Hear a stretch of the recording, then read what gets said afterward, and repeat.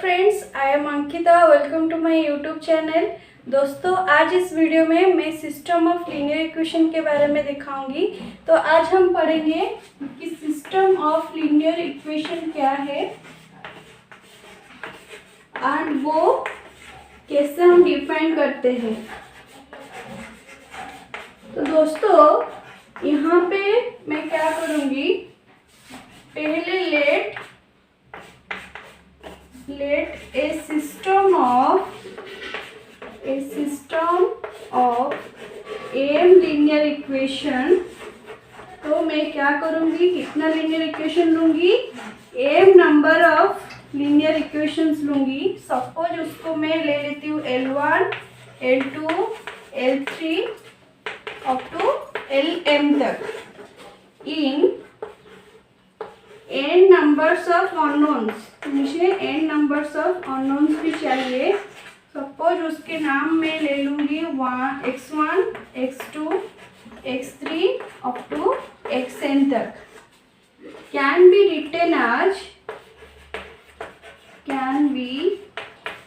Written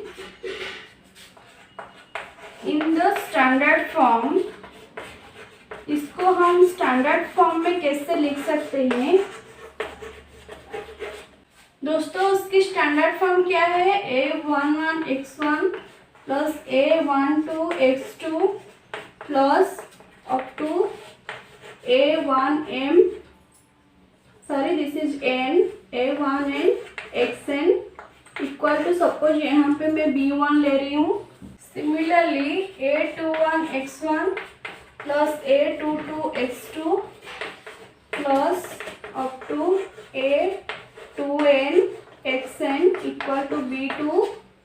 then अगर मैं ऐसे लिखते गए तो यहाँ पे मुझे क्या मिलेंगे, am1 x1 plus am2 x2 ऐसे plus amn xn equal to मुझे bm मिलेंगे। दोस्तों, ये है standard form of system of linear equation, जहाँ पे यहाँ पे जो aij है, aij and bi are constants and हम इस aij को इज द कोफिशिएंट ऑफ, हम लास्ट वीडियो में एक इक्वेशन में पढ़े थे, वहाँ पे हम एक इक्वेशन लिए थे, यहाँ पे बहुत सारे इक्वेशन है। तो aij is the coefficient of xj and यहाँ पे जो bi है वो है constant term of the system या constant terms of the equation. तो bi को हम कांस्टेंट टर्म ऑफ इक्वेशन बोलेंगे। दोस्तों, यहाँ पे मैं सिस्टम ऑफ इक्वेशन लिखती हूँ, तो इस सिस्टम ऑफ इक्वेशन के बारे में कुछ और जान लेते हैं। तो दोस्तों, यहाँ पे मैं इसको बोल सकती हूँ, it is called m/n system. दोस्तों, इसको हम m/n क्यों बोलेंगे? यहाँ पे m is equal to number of equations, यहाँ पे मेरे पास m नंबर ऑफ इक्वेशंस है and n equal to number of unknowns. मेरे पास n नंबर ऑफ अननोन्स है। तो दोस्तों, इसलिए मैं इसको m/n सिस्टम बोलूँगी। अगर मैं इसको स्क्वायर सिस्टम बोलूँगी, अगर मैं इसको बोलूँगी it is called a square system if m equal to n। इसका मतलब क्या है, नंबर ऑफ इक्वेशंस, अगर हमारे पास number of equations equal to number of unknowns आ गए तो इसको मैं स्क्वायर सिस्टम बोलूँगी।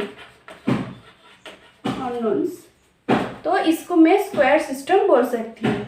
दोस्तों, यहाँ पे और क्या बात है, अगर मैं यहाँ पे जो b1 है, अगर वो b1 को 0, b2 इक्वल टू 0, ऐसे मैं सारे कांस्टेंट टर्म को अगर 0 ले लूँगी तो ये जो सिस्टम ऑफ इक्वेशन है the system of linear equation is called homogeneous। तो दोस्तों यहाँ पे होमोजीनियस बहुत ही इम्पोर्टेंट बात है, क्योंकि जब हम system of linear equation solve करेंगे तो अगर वो होमोजीनियस इक्वेशन होता है तो हम इजीली सॉल्व कर लेते हैं। एंड नॉन होमोजीनियस किसको बोलते हैं? अगर ये नॉट इक्वल टू जीरो हमको मिल गए, any one of the constant term is not equal to zero, then हम इसको नॉन होमोजीनियस सिस्टम बोलेंगे। अभी मैं क्या करूँगी, अगर इस सिस्टम ऑफ इक्वेशन को मैं सॉल्व करूँगी, सपोज मैं ये बोलूँगी u vector equal to k1 k2 up to kn। दोस्तों अगर मैं ये बोलूँगी कि ये एक solution of system of linear equation, मतलब हमारे पास जो सिस्टम ऑफ लीनियर इक्वेशन है उस सारे इक्वेशन को ये क्या करेंगे, सेटिस्फाई करेंगे मतलब क्या है कि x1 x2 यहाँ पे जो xn है उसकी कॉरेस्पॉन्डिंग में, जहाँ पे x1 x2 xn है उसकी कॉरेस्पॉन्डिंग में k1 k2 up to kn तक, मतलब उसके वैल्यू में पुट करूँगी तो मुझे राइट साइड में जो कांस्टेंट वैल्यू होगा मेरे पास वो मुझे वही कांस्टेंट वैल्यू मिलेंगे। तो इसको मैं बोलूँगी कि u vector is a solution of the system of linear equation. इसका मतलब ये जो u वेक्टर है वो सारे इक्वेशन को सेटिस्फाई करता है, मतलब सारे इक्वेशन में हम जब इसकी वैल्यू पुट करेंगे तो हमको वो राइट हैंड साइड में वो कांस्टेंट वैल्यू हमको पाएंगे।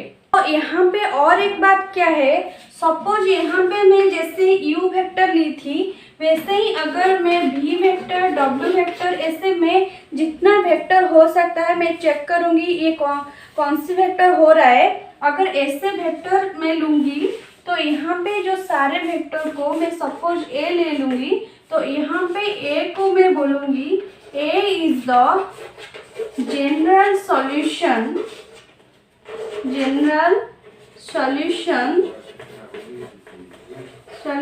Of system of equation. मतलब यहाँ पे जो सिस्टम ऑफ इक्वेशन है, सिस्टम ऑफ लीनियर इक्वेशन,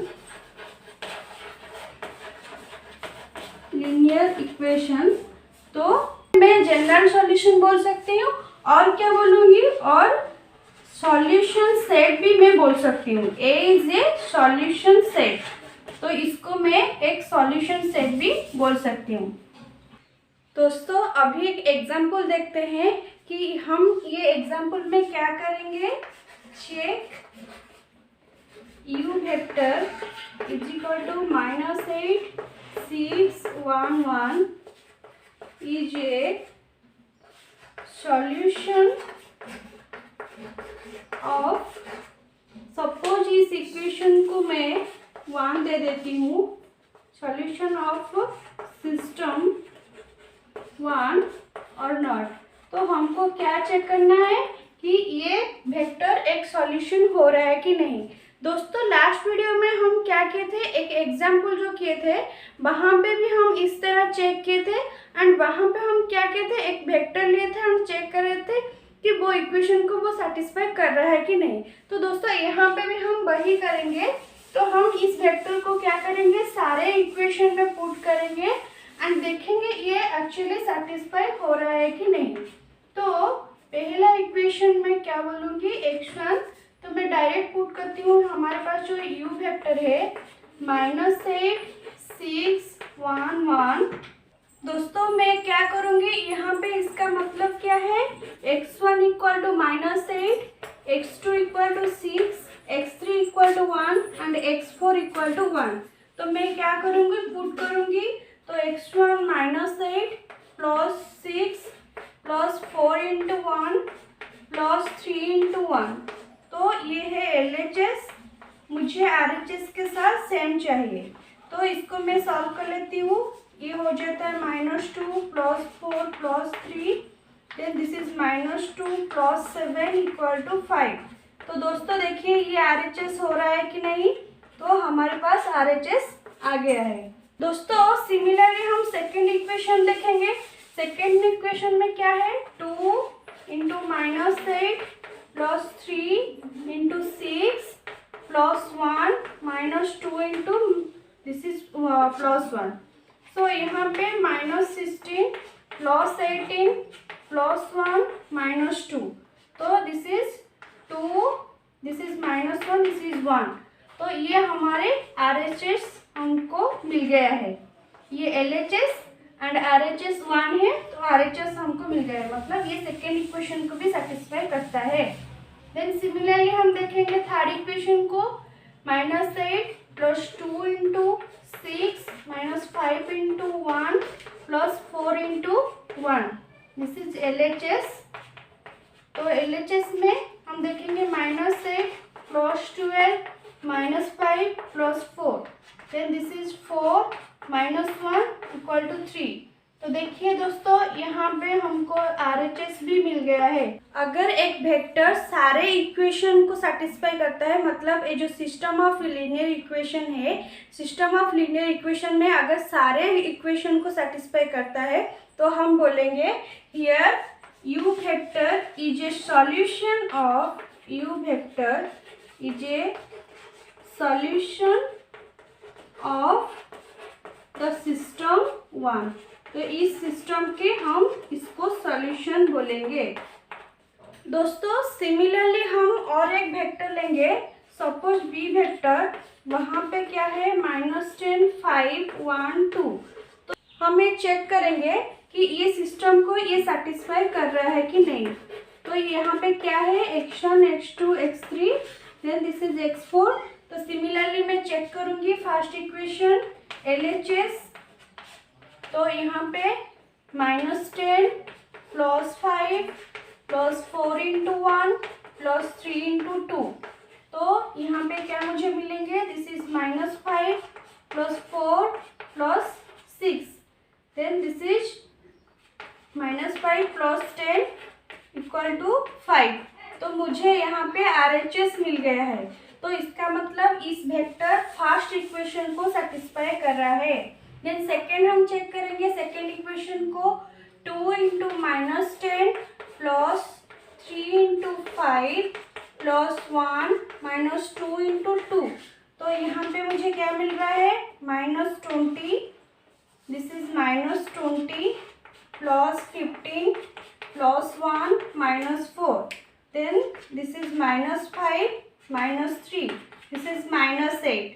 तो ये RHS नहीं है। क्यों, यहाँ पे दोस्तों देखिए इक्वेशन 2 में हमको RHS जो मिला है वो 1 है RHS में, तो लेकिन यहाँ पे मुझे -8 मिल रहा है। तो दोस्तों यहाँ पे मैं बोल सकती हूँ कि ये एक सॉल्यूशन नहीं है, एंड मैं ये भी बोल सकती हूँ कि यहाँ पे हम थर्ड इक्वेशन चेक नहीं करेंगे, क्योंकि अगर हम क्या बोल रहे थे, सारे इक्वेशन को अगर सेटिस्फाई करता है तभी हम बोल सकते हैं कि ये सॉल्यूशन होता है। यहाँ पे तो सेकेंड इक्वेशन ही सेटिस्फाई नहीं कर रहा है, तो इसका मतलब थर्ड इक्वेशन को चेक करना जरूरी नहीं है। तो हम यहाँ पे बोल सकते हैं कि here B vector is not a solution of the system 1। तो दोस्तों ये थी सिस्टम ऑफ लीनियर इक्वेशन के बारे में। मैं नेक्स्ट वीडियो में उसकी टाइप्स ऑफ सॉल्यूशन बताऊंगी कि हमारे पास कितने टाइप्स ऑफ सॉल्यूशन हो सकता है, मतलब हमारे पास जो सिस्टम ऑफ लीनियर इक्वेशन है वो उसकी सॉल्यूशन क्या क्या हो सकता है, उसके बारे में मैं डिटेल्स बताऊंगी। अगर मेरी वीडियो आपको अच्छी लगे तो लाइक एंड शेयर जरूर करना, and subscribe to my channel for more updates. Thanks for watching.